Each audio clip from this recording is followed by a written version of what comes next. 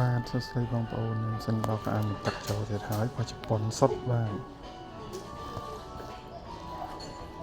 បច្ចុប្បន្នសុទ្ធ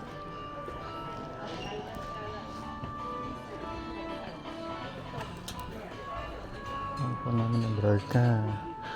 ល្អនេះប្រហែលជា80%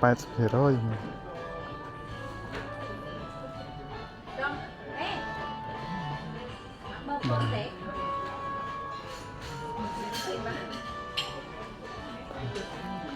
សិនដល់កៅអៅមកទឹកបាទថ្លៃធូរទេហើយជា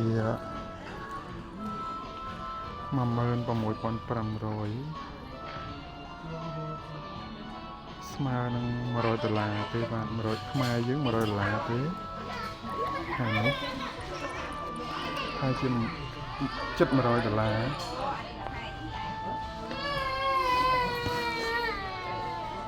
តោះនេះ$100បន្តិចទេបងប្អូនស្អាតនេះស្អាតជាងគេ